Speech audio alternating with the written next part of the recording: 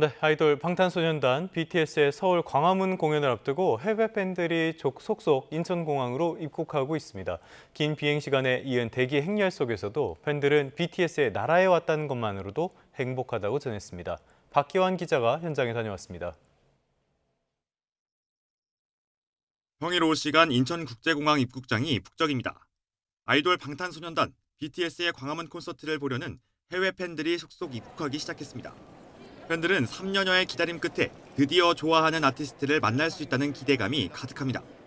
Once. So we really made it an effort to be here. Booking our flights and our accommodations, we just went with it.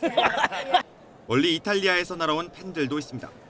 친구 5명이 모두 다른 도시를 경유하는 비행기를 타야 했고 광화문 콘서트장 입장권도 없지만 BTS의 나라 한국에 왔다는 것만으로 행복하다고 말합니다. For many years, so knowing that they're coming back, it's really an amazing feeling. We didn't get the ticket. A movie night together with other friends. 입국 행렬에 공항버스 리무진을 타기 위한 줄이 길게 늘어섰지만 해외 팬들은 인파 속에서도 행복한 모습입니다. To watch if we can get near there, so it's very happy.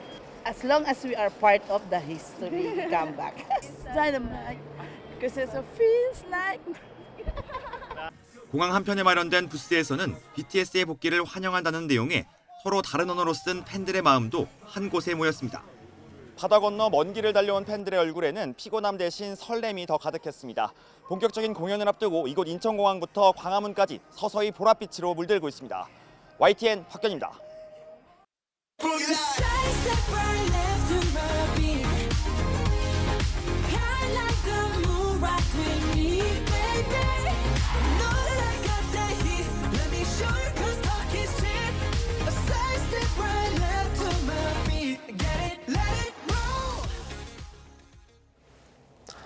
이제 BTS의 광화문 공연이 하루 앞으로 다가왔습니다. 광화문 광장에선 공연 준비가 한창이고 이 모습을 담으려는 팬들로 북적이고 있습니다. 현장에 취재기자 연결합니다. 김승환 기자. 네, 서울 광화문 앞에 나와 있습니다. 네, 지금 현장의 분위기는 어떻습니까? 네, 저도 BTS의 상징색인 보라색 옷을 맞춰 입고 이곳 광화문 앞 월대에 나와 있습니다.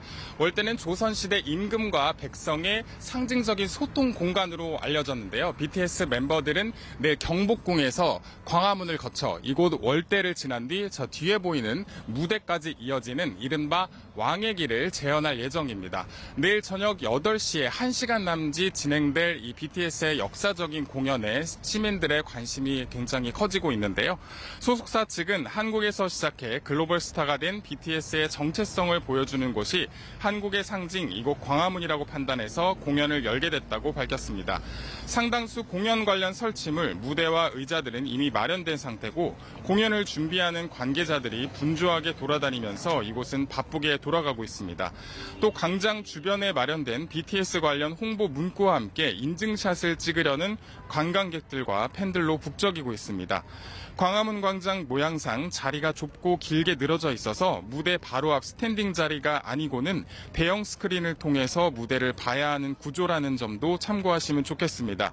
BTS의 리더 RM과 멤버 G는 직접 팬소통 플랫폼 위버스에 무대에 대한 기대감을 나타내면서도 안전에 유의해달라고 당부하는 글을 올리기도 했는데요. 오늘 오후 2시 멤버 전원이 위버스에서 컴백 기념 단체 라이브를 통해 무대를 앞둔 소감 등을 밝힐 예정입니다. 지금까지 서울 광화문 앞에서 YTN 김승환입니다. BTS의 공연에 글로벌 팬덤 아미들이 한국으로 몰려오면서 유통업계도 즐거운 특수를 누리고 있습니다. 굿즈 매출은 3배 가까이 뛰었고 명동과 광화문 상권은 이 BTS의 상징인 보라색으로 연출해 팬들을 맞을 채비를 마쳤습니다. 서울 명동 면세점에 YTN 취재기자 나가 있습니다. 차유정 기자, 그곳의 분위기 어떻죠? 네, 명동 한복판에 있는 이곳 면세점은 올 초부터 BTS 관련 굿즈들을 판매해 왔는데요. 여기 보시는 것처럼 멤버들의 모습이 담긴 잡지, 피규어, 인형, 키링 등 종류도 다양합니다. 특히 광화문 광장 공연이 다가오면서 구매 열기는 더욱 뜨거워진 것으로 전해졌습니다. 굿즈 매출이 전주 대비 3배가량 뛰었고 키링 등 일부 인기 품목은 현재 동난 것으로 전해졌습니다. 이곳을 찾은 해외 BTS 팬의 이야기 한번 같이 들어보시겠습니다. Because BTS to come for Korea. Yeah. Did you come here how many days did you stay here? Maybe 4 to 5 days. Yeah, like after the BTS show. Yeah. Yeah. And any plan to shop for these kind of goods? Tomorrow we'll have the shop of the Ariram, so we'll go to buy something about the BTS. Yeah. 네, 지금 명동 일대가 BTS의 상징이죠. 보랏빛으로 물들었다면서요. 네, 맞습니다. BTS와 아미를 상징하는 색깔이 보라색이죠. 보라색으로 매장 외관을 꾸며서 팬심 공략에 나선 업체들도 적지 않습니다. 롯데백화점은 모레까지 오후 6시부터 밤 10시에 본점과 명품관 외벽을 보라색 조명으로 연출합니다. 새 앨범 아리랑의 주요 색깔인 붉은색과 흰색 레이저 조명도 교차로 비춰서 색다른 분위기도 전했습니다. 일부 호텔은 BTS 콘서트와 연계한 패키지 상품을 출시하고 굿즈가 포함된 객실을 판매하고 있습니다. 이런 대형 행사 때마다 북새통이 되는 편의점 업계도 분주합니다. 특히 최근 인기가 높아지고 있는 K라면을 전면에 배치하고 관광객들 맞이해 들어갔습니다. 광화문 인근 점포들은 생수나 티슈 같은 주요 상품 재고를 평소 대비 100배 이상이나 준비했습니다. 블룸버그 통신은 내일 광화문 광장에서 열리는 공연만으로 서울에 2,660억 원 규모의 경제적 파급 효과를 가져올 것으로 추산했는데요. BTS 공연이 단순한 문화 행사를 넘어 내수 침체가 이어진 국내 유통업계에 모처럼 활기를 불어넣고 있는 모습입니다. 지금까지 명동의 한 면세점에서 YTN 차유정입니다. 완전체로 복귀하는 BTS 광화문 공연이 이제 하루 앞으로 다가왔습니다. 네, BTS 멤버들과 팬들이 기대감을 한껏 드러내는 가운데 최대 26만 명이 몰릴 것으로 예상됩니다. 네, 지금부터는 공연 현장에 나가 있는 취재 기자 연결해 준비 상황 알아보겠습니다. 먼저 김승환 기자 어디에 나가 있습니까? 네, 저는 광화문 앞에 나와 있습니다. 이곳 광화문에는 경복궁을 찾은 관광객들 그리고 공연장을 미리 보려는 팬들이 몰리면서 벌써 들썩이는 분위기입니다. 저도 BTS의 상징색인 보라색에 맞춰서 이렇게 옷을 한번 입어봤습니다. 제가 있는 곳은 광화문 앞 월대인데요. 이곳은 조선시대 임금과 백성이 소통하는 상징적인 장소로 알려진 곳입니다. 내일 멤버들은 경복궁, 광화문, 이곳 월대 그리고 저 뒤에 보이는 무대를 지나서 이른바 왕의 길을 재현할 예정입니다. 내일 저녁 8시부터 1시간가량 역사적인 BTS의 공연이 열릴 예정입니다. BTS 멤버들이 저녁 뒤 처음으로 다 모이는 굉장히 상징적인 행사이기 때문에 사람들의 기대감이 아주 남다릅니다. 상당수 공연 관련 설치물, 무대와 의자들은 이미 마련된 상태고요. 공연을 준비하는 관계자들이 분주하게 돌아다니면서 이곳은 바쁘게 돌아가고 있습니다. 무대 규모가 5층 건물 높이에 맞먹고 너비도 17m로 정면에서 보면 광화문이 들어갈 정도로 큽니다. 주최 측은 광화문이란 공간의 상징성과 BTS를 조화롭게 녹여내는데 심혈을 기울였다고 설명했습니다. 오늘 낮 1시쯤 타이틀곡 스윙 뮤직비디오와 함께 이번 새 앨범 아리랑 음원 전곡이 공개됐습니다. 오후 2시 멤버 전원이 참여한 라이브 방송을 통해 너무나 바라던 순간이라며 벅찬 감정을 그대로 전했습니다. 저희가 다 같이 전역하고 나서부터 앨범 작업을 시작하고 뮤비도 찍고 뭐 촬영도 하고 그러다 보니까 정말 이 순간만을 정말 많이 기다렸고 이제 드디어라는 생각이 정말 많이 듭니다. 드디어. 이런 가운데 리더 RM은 연습하다 발목을 다쳐서 내일 무대에 서긴 하지만 퍼포먼스엔 함께하지 못할 것 같다고 말했습니다. 네, 다른 지역도 연결해 보겠습니다. 조경원 기자, 많은 시민과 관광객들이 몰릴 텐데 안전관리 상황 어떻습니까? 예, 보시는 것처럼 경찰은 이렇게 울타리를 설치하고 경찰 특공대와 기동대를 곳곳에 배치해 안전사고와 테러 위협에 대비합니다. 공연이 펼쳐지는 내일은 광화문 광장 주변을 울타리로 두르고 금속 탐지기가 설치된 31개 출입구로만 행사장에 드나들 수 있게 할 계획입니다. 또 공연장 중심부터 외곽까지 인파 밀집도에 따라 4개의 구역으로 구분하고 고공 관측 차로로 제곱미터당 2명 이상 몰리지 않도록 관리합니다. 또 차량 돌진 사고에 대비해 경찰 드론이 날지 못하도록 감시팀도 운용합니다. 또 공연 이후 많은 인파가 홍대나 이태원 등으로 이동할 것에 대비해 미리 경찰 인력을 배치할 방침입니다. 네, 인파가 몰릴 걸로 예상되면서 일대 교통도 통제되죠. 예, 지금도 도로 곳곳에 교통 통제와 우회를 안내하는 문구가 붙어 있습니다. 우선 오늘 밤 9시부터 공연 다음 날인 모레 새벽 6시까지 광화문 광장 북단부터 시청역까지 세종대로 통행이 제한됩니다. 인근 사직로는 공연 날인 내일 오후 4시부터, 세문안로는 내일 저녁 7시부터 밤 11시까지 통제됩니다. 지하철과 버스도 운행을 조정합니다. 내일 새벽 5시부터는 시청역과 경복궁역, 광화문역 일부 출입구를 막고 오후 3시 이후에는 모든 출입구를 폐쇄하고 지하철이 무정차 통과합니다. 내일 오후 4시부터는 공연장 일대를 지나는 62개 시내버스가 광화문을 우회할 예정입니다. 공연이 끝난 뒤에는 시민들이 한꺼번에 몰릴 것을 대비해 밤 9시부터 2호선과 3호선, 5호선에 임시 열차를 4대씩 투입합니다.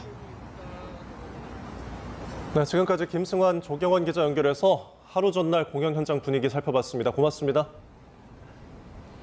트럼프 대통령이 다카이치 사나의 일본 총리에게 이란 전쟁과 관련해 적극 나서주길 기대한다고 압박했습니다. 다카이치 총리는 호르무즈 해협 군함 파견에 대해 명확한 답변을 하지 않았는데요. 워싱턴 연결합니다. 홍상희 특파원, 관심은 호르무즈 해협 군함 파견 요청이었는데 트럼프 대통령의 압박이 있었다고요?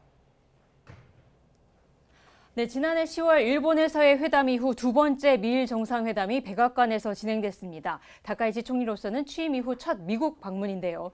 정상회담 모두 발언과 간략한 질의응답이 있었는데 트럼프 대통령은 주일 미군 주둔을 언급하면서 일본이 적극적으로 나서주길 기대한다고 말했습니다. 이 발언 들어보시겠습니다. Look, I expect Japan to step up because, we have that kind of relationship, and we step up for Japan. We have 45,000 soldiers in Japan. We spend a lot of money on Japan. So.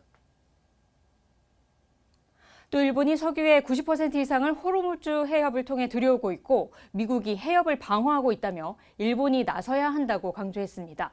다카이치 사나의 일본 총리는 세계의 평화와 번영을 가져올 사람은 트럼프 대통령뿐이라며 미국에 대한 지지 입장을 분명히 했는데요.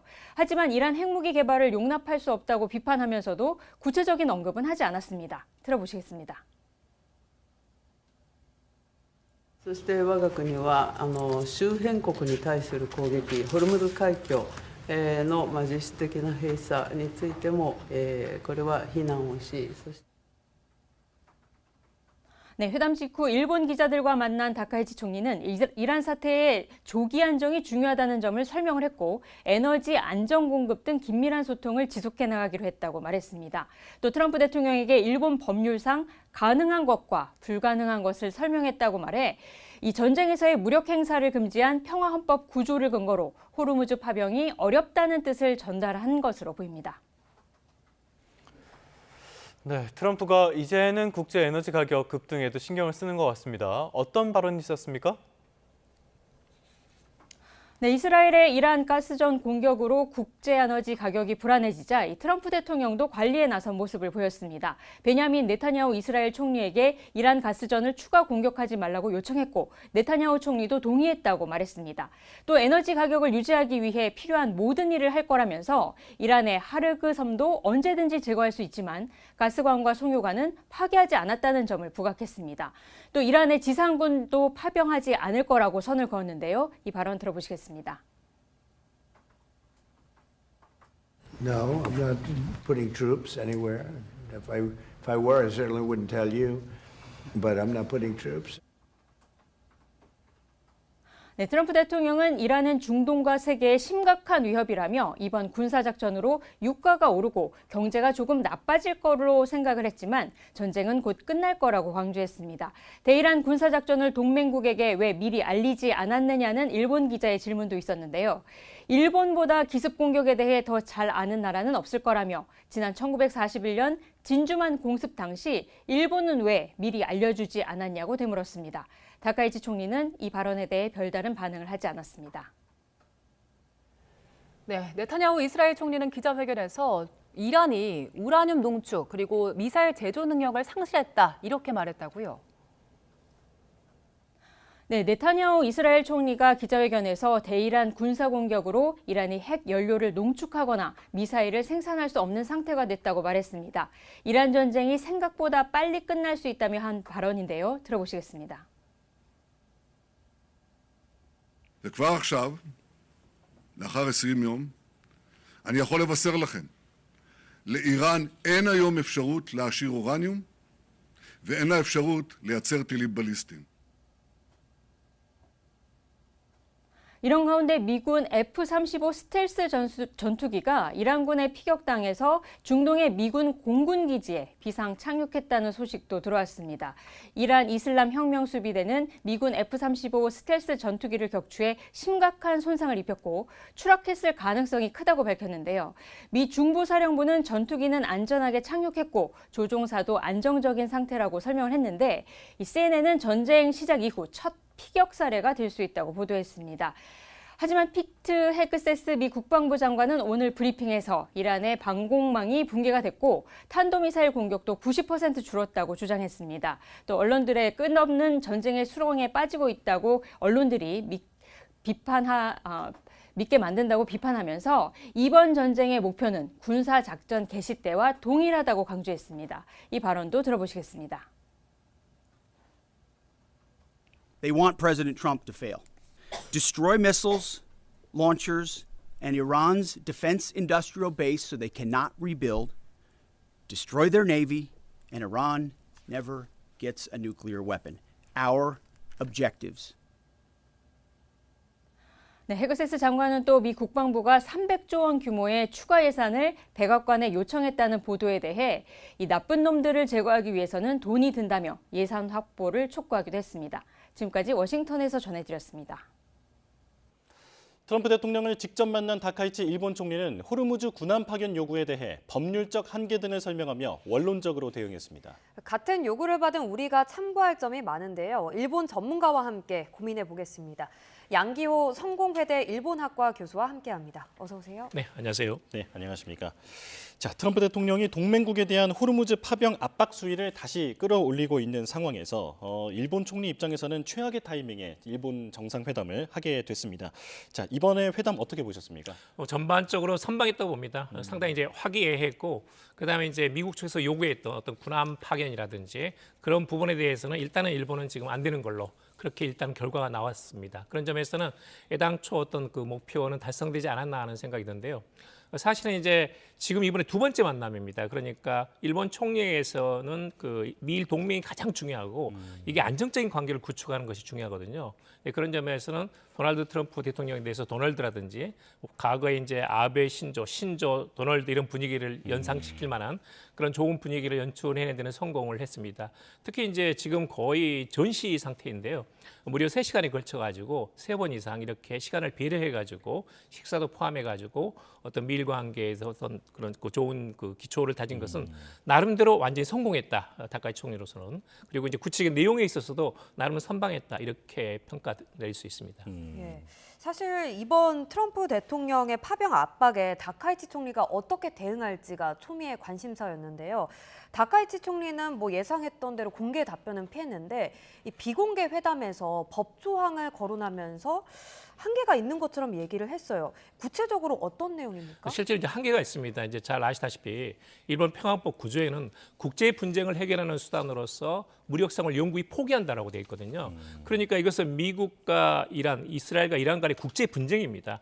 여기에 대해서 일본이 개입해가지고 무력을 사용하는 것 헌법 위반이거든요. 그러니까 이제 그것은 안 되는 것이고, 그렇지만 이제 2015년에 안보 법제를 만들어가지고 전리비기 사태, 그러니까 일본의 국가의 안위가 우려가 나올 정도로 위험한 사태이다에 대해서는 자의적인 수단을 취할 수 있다라는 거거든요. 그런데 문제는 뭐냐면 이 집단적 자위권을 발동하기 위해서는 먼저 공격을 받아야 됩니다. 이걸 전수방이라고 하는데요. 내가 먼저 상대방을 공격하는 것에 대해서는 무력을 사용할 수 없습니다. 공격을 받고 나서 방어 차원에서는 가능하거든요. 근데 그것이 지금은 해당하지 않습니다.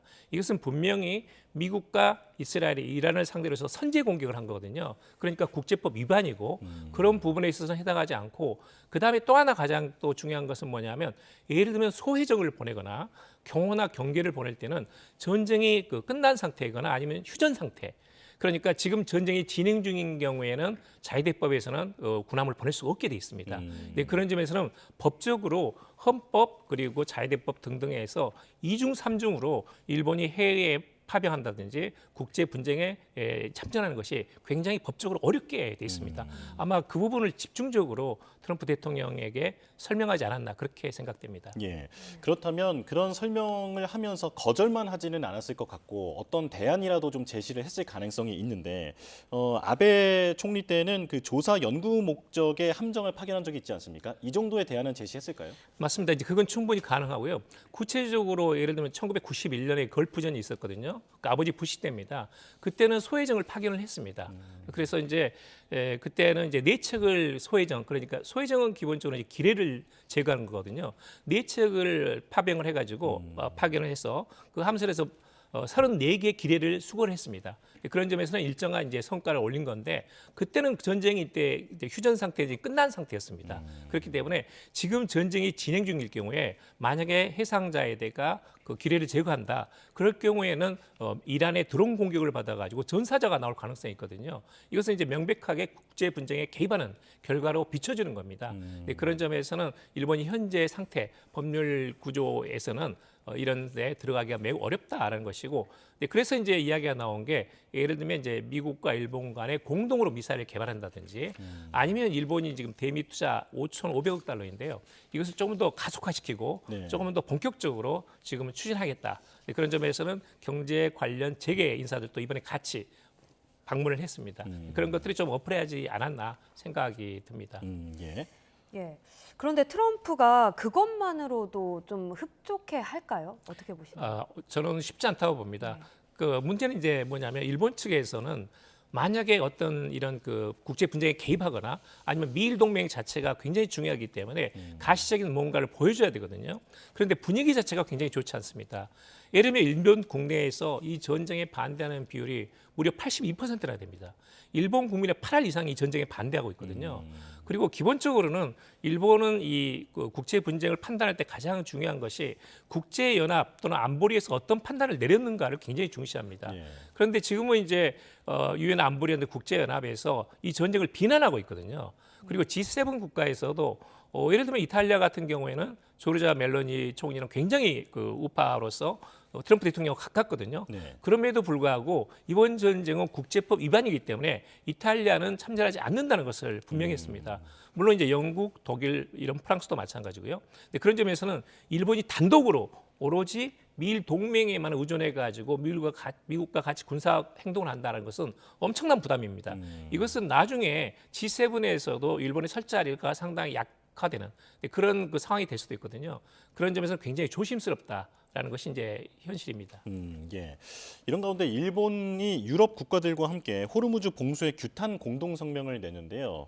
트럼프 대통령을 달래기 위한 의도로 풀이가 되는데, 우리나라는 여기서 빠져 있습니다. 우리나라도 동참해야 할까요? 저는 이제 동참해야 된다고 봅니다. 그러니까 다카이치 총리가 이야기하는 것은 그런 거거든요. 평화와 번영을 가져다 줄 사람은 도널드 트럼프 대통령이 유일하다.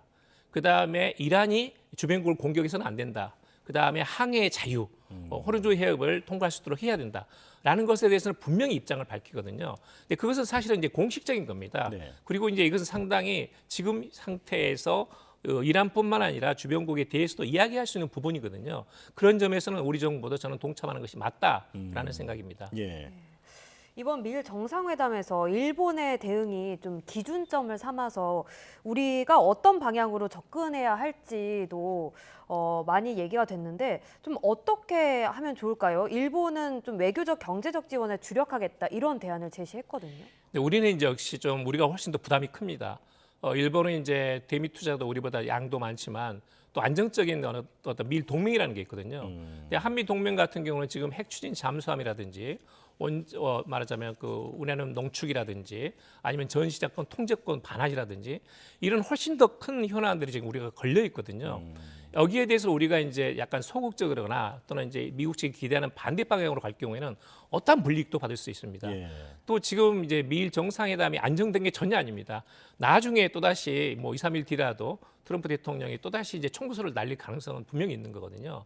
근데 그럴 경우에는 일본으로서도 지금 검토를 하고 있는 게 예를 들면 자위대를 함선을 보내는 거, 경호라든지 이런 부분에 참전하는 것에 대해서는 가능한 범적인 범위 내에서 특별법을 만들어서 지금까지 그런 전례가 있거든요.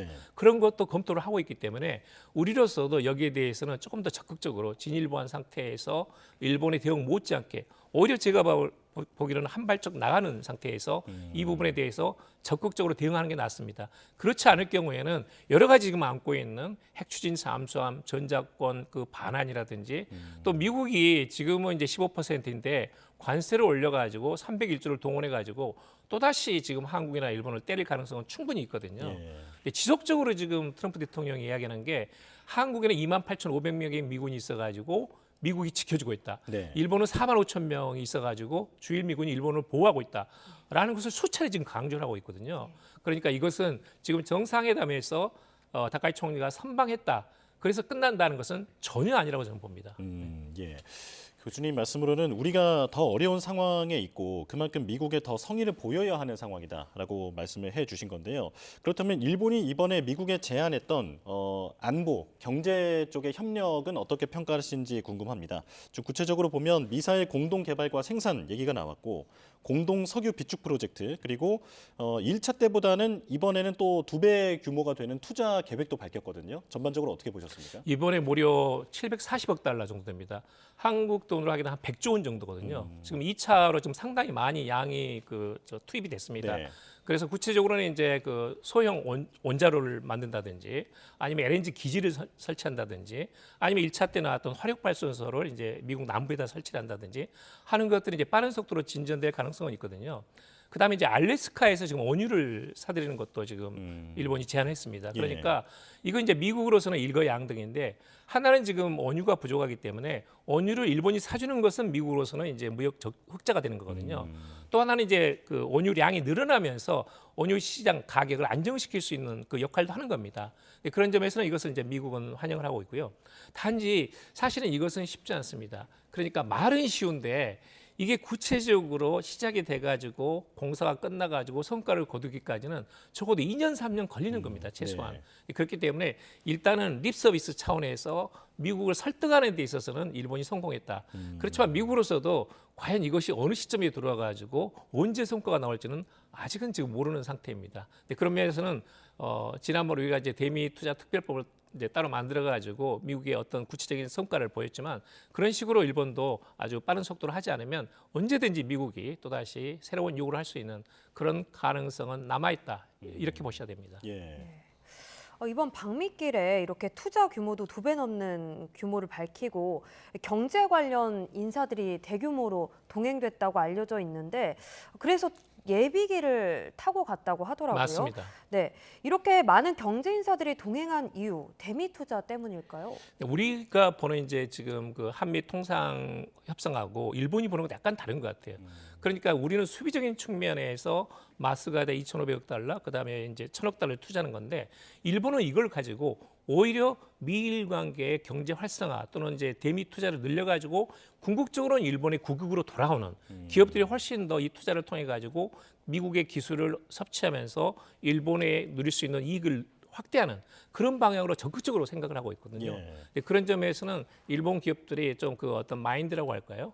이 대미 투자에 관한 인식 자체가 한국과는 약간 차이가 있다 이렇게 봅니다. 네, 동맹의 수준을 끌어올리는 그런 맞습니다. 승화 작업으로 지금 생각을 하고 있다라는 말씀이신데요.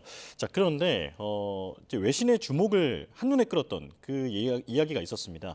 트럼프 대통령이 진주만 공습을 다카이치 총리 면전에서 얘기를 했는데 계획된 거라고 보십니까? 이것은 저는 약간의 계획일까 그냥 그렇지 않고 본인이 정말 어쩔 수 없이 그냥 잠깐 나온 것인가 하는 것은 알 수는 없습니다만 그 내용은 알 수 없습니다만 상당히 아픈 이야기죠. 그러니까 이제 상당히 미일 간의 가장 아픈 기억을 지금 들춰내 가지고 한번 때린 건데요. 저는 이제 어떤 생각을 하고 있냐면 원래 트럼프 대통령이 지금은 이제 굉장히 미일 관계가 좋고 미일 동맹에 있어서 미국의 든든한 버팀목 같이 보이는데 사실은 처음에는 그렇지 않았습니다. 그러니까 1980년대 일본이 이렇게 잘 나갈 때 미국의 부동산 록펠러 센터라든지 이런 빌딩들을 엄청 사들였거든요. 근데 처음으로 일본을 인식한 이 트럼프 대통령의 대일 인식은 뭐냐면 일본을 와가지고 미국에서 벌어들인 돈으로 미국의 그 알짜배기 부동산을 다 가져간다. 자기가 사고 싶은 걸 다 가져간다는 것에 대한 굉장한 분노였습니다. 그게 이제 DL 인식의 출발점이거든요. 제가 보기에는 그런 어떤 그 일본에 대한 감정 같은 것이 악감이죠. 악감인데 그런 것들이 숨겨져 있다가 그리고 나서 가끔 튀어나오는 그런 어떤 발언이 아닐까 그렇게 제 나름대로 생각도 해봅니다. 그런데 외교적으로 이런 발언 수위가 괜찮은 건지 결례 아닌가요? 결례죠. 이건 정상회담에서 더구나 기자들이 있는 데서 거기서 이제 과거에 있었던 전쟁 이야기를 하는 것은 더구나 그것은 1941년이니까요. 지금 무려 85년 전이거든요. 근데 그 일을 들추고 나와가지고 더구나 중요한 정상회담에서 이야기를 한다는 것은 상당히 이제 일본으로서는 좀 아픈 대목이고 이것이 이제 또다시 2번, 3번 나올 경우에는 이제 일본 외교로서는 상당히 이제 트라우마로서 자리 잡기 쉽습니다. 그런 점에서는 트럼프 대통령이 이걸 정말 의도적으로 했는지 아니면 농담 삼아 했는지 알 수는 없지만 이걸 또다시 2번, 3번 만약에 이런 상황이 반복된다. 이것은 일본 외교로서는 상당히 긴장되는 대목입니다. 트럼프 대통령이 부동산 사업가로서의 어떤 기억이 남아있는 것 같다라고 좀 말씀을 해주셨는데요. 그런데 이번에 또 눈에 띄는 점이 트럼프 대통령이 다카이치 총리에게 악수를 위해서 손을 내미니까 바로 이제 다카이치 총리는 포옹을 했단 말입니다. 이건 어떻게 보셨습니까? 저는 이제 이건 분명합니다. 그 미국이나 일본이나 메시지가 분명한데 중국에 대한 메시지입니다. 말하자면 사실은 원래 이제 미일 정상회담이 이번에 3월 19일 날 이번에 있지 않았습니까?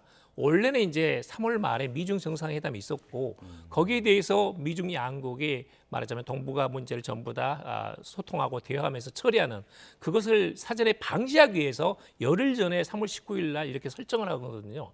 근데 타이밍 자체는 굉장히 안 좋았습니다.